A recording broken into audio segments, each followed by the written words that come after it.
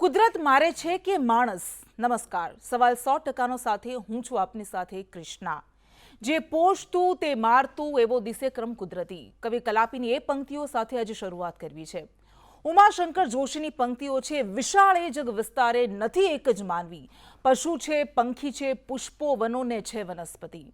પોતાના સ્વાર્થ માટે કુદરતનું રીતસર ચીરહરણ કરતો માણસ, પહાડોને ચીરતો માણસ, નદીઓનું શોષણ કરનારો માણસ જ્યારે એ કુદરત રૂઠે ત્યારે કેટલો લાચાર બની જાય છે એ આજે આપણે અનુભવી રહ્યા છીએ.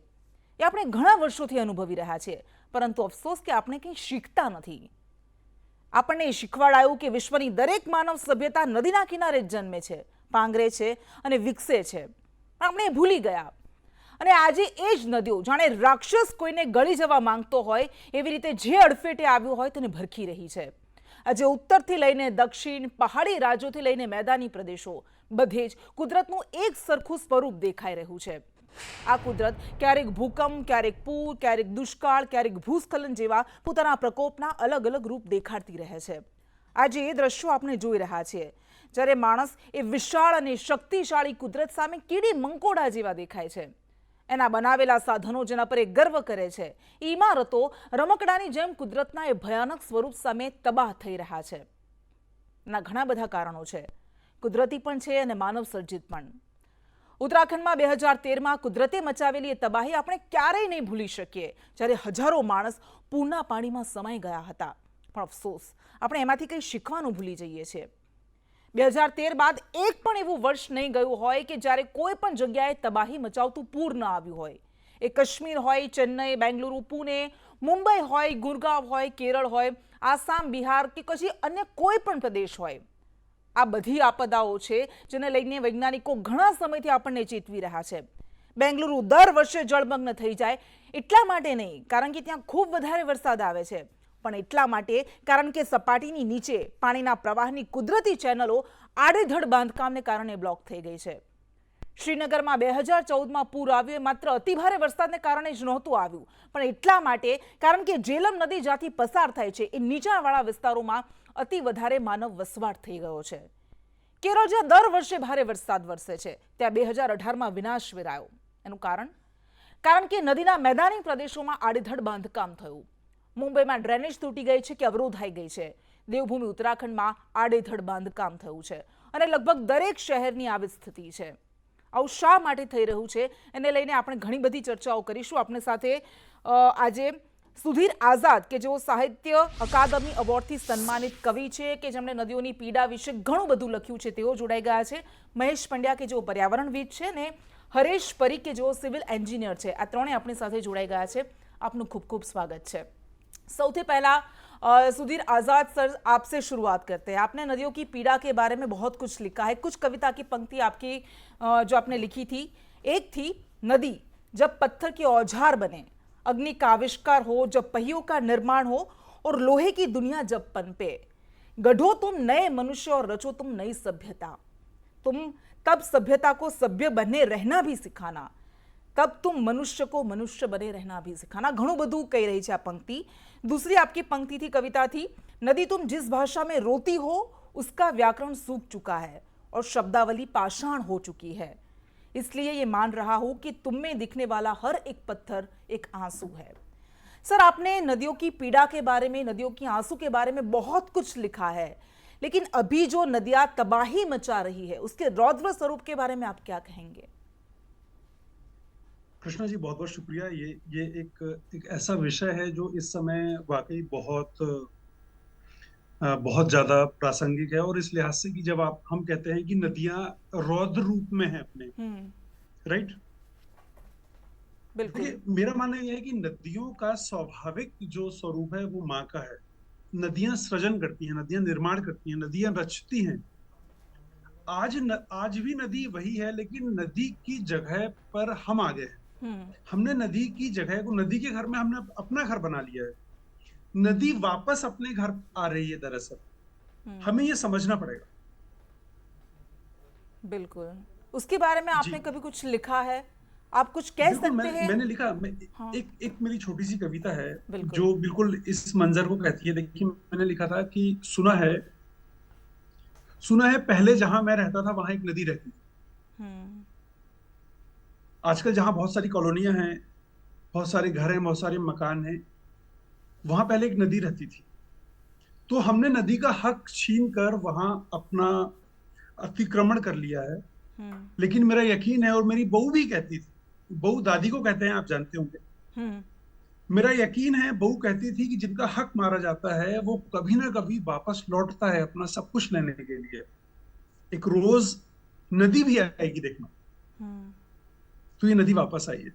हमें समझना पड़ेगा पर्यावरण के प्रति हमारी प्रतिबद्धताओं को जब तक हम मानवीय दृष्टिकोण से नहीं देखेंगे, नहीं समझेंगे, तब तक ये मंजर ऐसे हैं जो इस बात के लिए हमें चेता रहे हैं कि अगर हम अभी नहीं रुके तो कल और ज्यादा भयानक मंजर आ सकता है।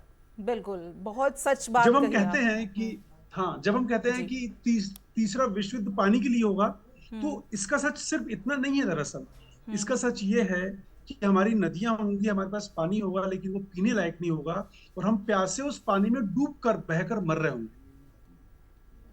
ये बहुत इसका सच है। बहुत सच बात है। आपने जो कहा था कि नदी कभी अकेले नहीं मरती, ये शब्द, Actually, हाँ बिल्कुल, ये शब्द उसको व्याख्यायित करते हैं। महेश पंड्या પાસે જઈએ આપણે। મહેશભાઈ, દાયકાઓથી આપણે ક્લાઇમેટ ચેન્જની, ગ્લોબલ વોર્મિંગની વાતો કરીએ છીએ અને વિશ્વના બધા જ શક્તિશાળી દેશો એક પ્લેટફોર્મ પર આવે, ચર્ચાઓ કરે, પરંતુ છેલ્લા કેટલાય વર્ષોથી આપણે જોઈ રહ્યા છીએ વિશ્વનો કોઈ પણ ખૂણો હોય, આ જે ક્લાઇમેટ ચેન્જ, ગ્લોબલ વોર્મિંગના પરિણામો આપણે જોવા લાગ્યા છીએ। આપને લાગે છે કે અત્યારે પહાડી પ્રદેશોમાં જે આફત વેરાઈ રહી છે એનું જે પરિણામ છે, એનું કારણ શું છે? કૃષ્ણા, આમાં બે વાત છે। ક્લાઇમેટ ચેન્જ એક હકીકત છે અને બિલકુલ નકારી ના શકાય। ગ્લોબલ વોર્મિંગથી ગ્રીન હાઉસ ઇફેક્ટ થઈ, એનાથી મોસમ પરિવર્તન થયું, જળવાયુ પરિવર્તન થયું, એ એકદમ હકીકત છે।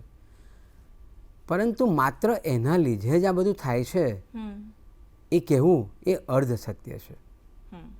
પરંતુ આજે માણસ પોતાનો દોષ છે એ બીજા ઉપર ઢોળવા ટેવાયેલો છે। એટલે આજે બહુ સરળતાથી કહી દેવામાં આવે છે કે કુદરત રૂઠી છે, ગ્લોબલ વોર્મિંગ થયું છે એટલે આ બધું થાય। પણ ગ્લોબલ વોર્મિંગ થયું અને ના નહીં, પણ તમે જે પરાક્રમો કર્યા, જે સુધીરભાઈએ બહુ સરસ વાત કરી કે જ્યાં નદીનું ઘર હતું ત્યાં તમે ઘર બનાવ્યું, અતિક્રમણ કર્યું, એનું છીનવી લીધું, અને એટલે શું થાય?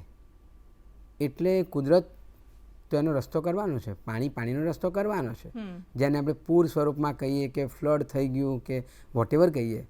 પણ તમે જે કુદરતી વહેણો બદલી નાખ્યા તમારી સૌંદર્ય માટે, in the name of the beautification, અને એના નામે જે બધું થયું એટલે થયું। જે અત્યારે પહાડોની પણ વાત કરીએ કે પહાડોમાં પણ જ્યાં સુધી વૃક્ષોને હતા ત્યાં સુધી વરસાદ થાય તો એને જાળવી રાખતા હતા, અને પછી ઝરણાના રૂપમાં આખું વર્ષ આવતું હતું।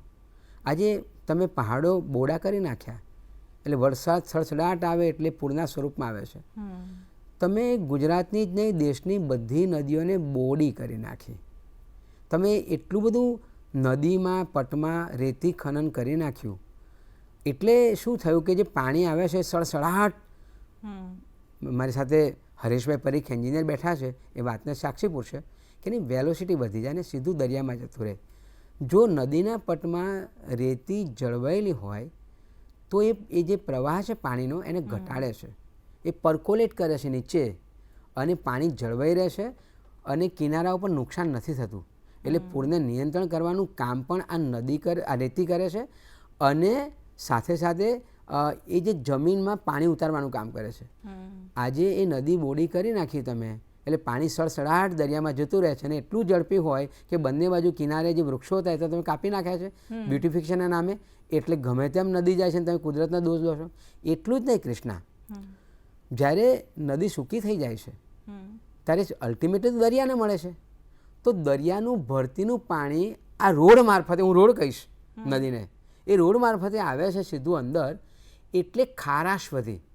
એટલે ગુજરાતમાં અને દેશમાં ખારાશ વધી છે। હવે તમે આને કેવી રીતે એમ કહી શકો કે માત્ર ક્લાઇમેટ ચેન્જ છે? બિલકુલ, એટલે એક કારણ નથી, માનવ સર્જિત પણ છે, કુદરતી પણ છે, ઘણું બધું છે। અને આપણે જ્યારે નાના હતા જંગલોની ઉપયોગિતામાં આ જ બધું લખતા હતા, પરંતુ અફસોસ કે આપણે અત્યારે જે વિનાશ જોઈએ છીએ એનું જ એક પરિણામ છે કે એ ખરેખર આપણે શીખ્યા, ભણ્યા, પરંતુ વાસ્તવમાં તેનું અમલીકરણ નથી કરી શક્યા। હરેશભાઈ, આપની પાસે જઈએ। શરૂઆતમાં જે બધા રાજ્યોની વાત કરી, શહેરોની વાત કરી કે જ્યાં દર વર્ષે આવી સ્થિતિનું નિર્માણ થાય છે, એની પાછળનું કારણ એ છે કે નિષ્ફળ ટાઉન પ્લાનિંગ છે. અને એવું પણ નથી કે માત્ર ભારતમાં, વિદેશમાં પણ ઘણી બધી જગ્યાએ આવી સ્થિતિનું નિર્માણ થયેલું છે. તો ક્યાં આપણે નિષ્ફળ ગયા છીએ? શું ખામી રહી ગઈ છે? હું મહેશભાઈની વાત સાથે સંમત છું કે આપણે ઘણી બધી રીતે કુદરતી જે સોર્સ હતા એને ઘણી બધી રીતે બંધ કર્યા છે. હું તમને એક સામાન્ય એક્ઝામ્પલ આપું કે કોઈ પણ નદી હોય એનો એક કેચમેન્ટ એરિયા હોય.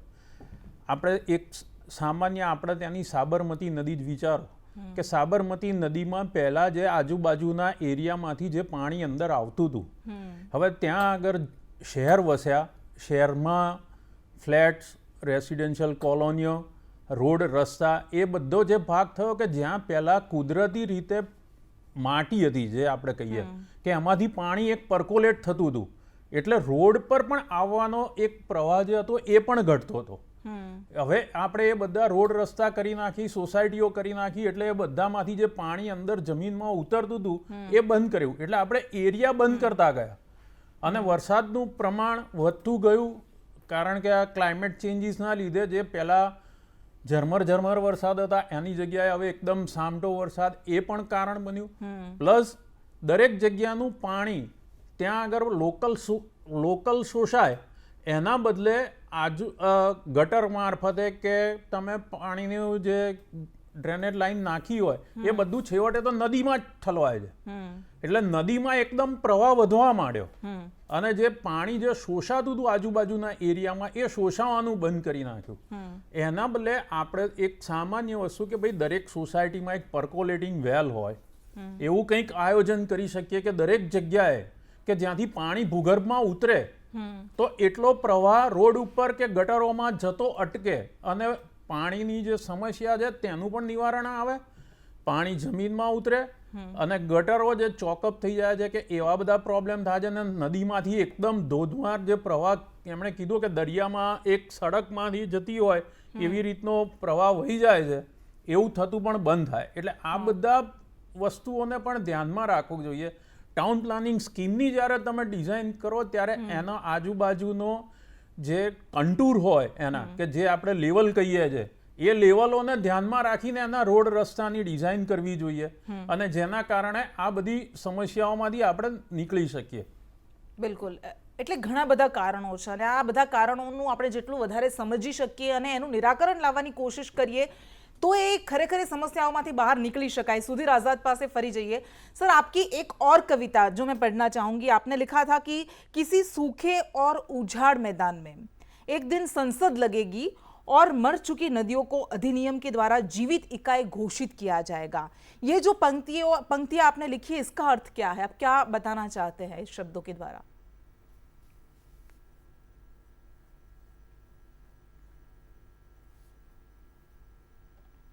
जी सुधीर सर. इन पंक्तियों के माध्यम से मैं जो कहना चाहता हूं वो ये है कि नदी बनती नहीं है, नदी होती है.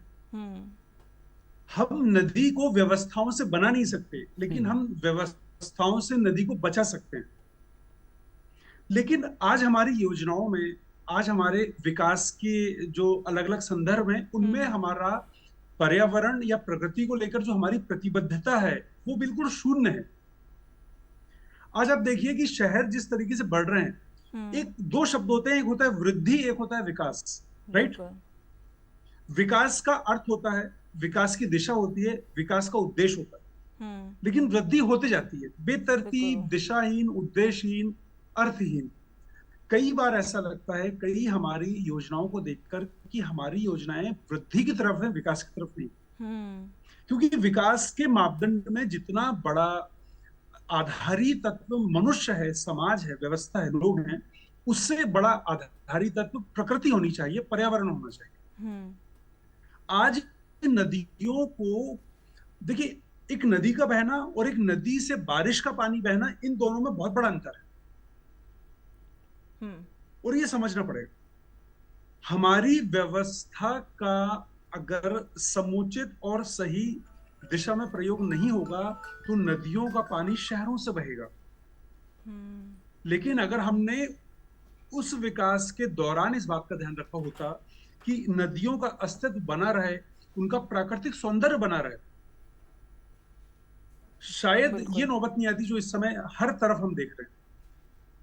एक बात और मैं यहाँ पर रेखांकित करना चाहता हूँ कि हम नदियों के सौंदर्यीकरण के नाम पे जो वहां आसपास एक सीमेंट का जंगल तैयार कर रहे हैं, बिल्कुल। इन हादसों का एक बहुत बड़ा कारण वो है। हमें थोड़ा सा इंसानों को सोचना पड़ेगा और ये मानना पड़ेगा कि नदी एक जीवित इकाई है जिसका वास्तविक और स्वाभाविक रूप सिर्फ निर्माण करना है, सृजन करना है, रचना करना है। मेरी कविता का टुकड़ा है कि इस ब्रह्मांड की सारी संस्कृतियों ने नदियों के किनारे जन्म लिया है। जब इस ब्रह्मांड की सारी संस्कृतियों और सभ्यताओं ने नदियों के किनारे जन्म लिया है, तो वो नदी विध्वंस कैसे कर सकती है, वो नदी रौद्र रूप में कैसे आ सकती है? बिल्कुल। आपने शुरू में एक शब्द कहा था रौद्र, मैं फिर से एक बार कह रहा हूं कि जी। नदी माँ है, माँ कभी रौद्र हो ही नहीं सकती। तो कहीं ना कहीं हम चूके हैं, हमें वापस पलट के जाना पड़ेगा और ये समझना पड़ेगा कि प्रकृति के प्रति हमारी प्रतिबद्धता कितनी मानवीय है। अगर हम अभी नहीं चेते तो ये कुछ भी नहीं है। इतना भयानक मंजर आएगा कि हम उसकी कल्पना भी नहीं कर सकते। અને બિલકુલ હંમેશા એવું કહેવાય છે કે કુદરત સામે જ્યારે કુદરત શક્તિશાળી હોય એની સામે માણસ હંમેશા લાચાર હોય છે. પણ એક ખૂબ મહત્વની વાત કરી કે વૃદ્ધિ અને વિકાસ વચ્ચેનો તફાવત આપણે સમજવો પડશે, કારણ કે વિકાસ હંમેશા સંપોષિત હોય છે, ઇન્ક્લુઝિવ હોય છે, એ આપણે સમજવું પડશે. અને આપણે ઘણા બધા કારણોની ચર્ચા કરી રહ્યા છે, એ કારણો કે જે આપણે કદાચ સમજીએ છીએ પરંતુ એનો ઉકેલ લાવવા નથી માંગતા. મહેશભાઈ, ફરી આપની પાસે આવીએ. આપે કહ્યું કે માત્ર એવું નથી કે ગ્લોબલ વોર્મિંગને કારણે આવું થઈ રહ્યું છે, માણસે જે ભૂલો કરી છે એના કારણે પણ આ પરિણામો આપણે ભોગવી રહ્યા છીએ. પરંતુ પહાડી પ્રદેશોમાં, પર્વતીય પ્રદેશોમાં અત્યારે આપણે જે જોઈ રહ્યા છીએ તબાહી વેરાઈ રહી છે, આપને શું લાગે છે કે એની પાછળનું કારણ શું હોઈ શકે? બસ એ જ સુધીર આચાર્ય અને હરેશભાઈએ સરસ વાત કરી કે આડેધડ તમે વિકાસ કરો છો, તમે કુદરતી વેણ બદલી નાખો છો, કુદરતીના બીજા તત્વો ભૂલી જાઓ છો અને એટલા માટે આ થાય છે. અને પછી તમે એમ કહો કે કુદરતી થયું, એવું નથી. ગ્લોબલ વોર્મિંગ છે તો વતુલોને બહુ કાળજી રાખવી જોઈએ. એની જગ્યાએ તમે આડેધડ વિકાસ કરતો એ જ કારણ છે, બીજું કોઈ કારણ હું નથી જોતો આમાં. પછી એમ કે આવું થયું એટલે આમ થયું, એ બધા બહાના છે. મૂળ જે તમે ટાઇટલ બાંધ્યું છે એ બહુ સારું બાંધ્યું છે કે આ કોણે આ કર્યું, કુદરતે કર્યું કે માણસે કર્યું. એટલે માત્ર આપણને કુદરતને છેલ્લે ગાળ દેવાનું આમ ઈચ્છા થઈ જાય છે, એ ભૂલ કરીએ છીએ. કુદરત એટલે તમારો ભગવાન છે. આ જેમ સાહેબે કહ્યું એમ નદી એ માતા છે અને માતા એ રૌદ્ર ના હોય, એ માયાળુ દયાળુ હોય, પણ તમે એને જ્યારે બહુ પજવી નાખો છો તો શું થાય? એટલે માનવીય ભૂલોના લીધે જ આ થઈ રહ્યું છે. ઘણી બધી ભૂલો કરી છે અને હજુ પણ એ જાગી જાય તો સારું છે. આપણી પાસે સમય બહુ ઓછો છે. હરેશભાઈ, છેલ્લે તમે શું કહેશો? જ્યાં જોઈએ ત્યાં ડ્રેનેજ બ્લોક થઈ જાય છે, સામાન્ય વરસાદ વરસે તો પણ લોકો, આખા શહેરો અટવાઈ જાય છે રસ્તામાં, તો એનો ઉકેલ શું છે? એનો ઉકેલ મેં તમને કીધું એમ કે આપણે પાણી જે જમીનમાં ઉતરતું હતું એના રસ્તા બંધ કર્યા, એને આપણે રોડ રસ્તા કે ગટરમાં લાવીને એને આપણે એટલી જ વસ્તુને નાની એક પાઇપમાંથી બહાર કાઢવાનો પ્રયત્ન કર્યો કે જે નદીમાં જાય ને આગળ નદી ધસમસતી થઈ જાય. પણ આપણે સાથે સાથે એ જ વસ્તુઓને દરેક વિભાગમાં વિભાજિત કરી. જેમ જૂના ગામ હતા તો ત્યાં એક તલાવડી હતી, આજુબાજુનો એરિયા હતો, તલાવડીમાં પાણી એકઠું થતું હતું, એ બધું આપણે બંધ કરતા ગયા. અને બીજી બાજુ આપણે પર્કોલેટિંગ આપણે આર્ટિફિશિયલ હવે ઊભું કરવું પડશે કે આપણે દરેક જગ્યાએ પેવિંગ કરી નાખ્યું, દરેક જગ્યાને બંધ કરી નાખી કે ભાઈ અંદર પાણી ઉતરતું બંધ, એ પાણી છેવટે તો રસ્તા ઉપર આવ્યું. એટલે ફોર્સ વધતો, ક્વોન્ટિટી વધતી ગઈ જ્યાંથી બહાર નીકળવાનું, અને જમીનમાં ઉતરવાનું ઘટતું ગયું. એટલે બંને બાજુ આપણે પર્યાવરણને મારીએ છીએ. બિલકુલ. જે ભૂગર્ભ જળની પરિસ્થિતિ હતી એને વિકટ કરીએ છીએ અને એ બધું પાણી આપણે નદી વાળે અને ગટર વાળે છેવટે દરિયામાં પાણીનો વ્યય પણ થાય છે અને આપણે એને સંગ્રહ પણ નથી કરી શકતા. બિલકુલ સાચી વાત છે. ઠીક છે, બધા જ અમારી સાથે જોડાયા. આપનો ખૂબ ખૂબ આભાર સુધીરજી, આપકા બહુ ધન્યવાદ. અને ખરેખર આ વિચારવાની જરૂર છે. ભગવતી કુમાર શર્માની પંક્તિ સાથે અંત કરીએ. કવિતા કોઈ બીજા અર્થમાં લખાઈ હશે પરંતુ ખૂબ જ અહીં વાસ્તવિક ઠરે છે. અમે આંધી વચ્ચે તણખલાના માણસ, પીળા શ્વાસની તુચ્છ ઘટનાના માણસ. આરંભનો અતીત અને સૃષ્ટિની પ્રાચીનતા બધું જ કુદરતમાં વસે છે. એ આજે આપણે નથી સમજતા, પણ જ્યારે સમજાશે ત્યારે હશે માત્ર પસ્તાવો અને આપણે અંતના આરંભ તરફ જઈએ છીએ. જાગી જઈએ એટલું સારું રહેશે. નમસ્કાર.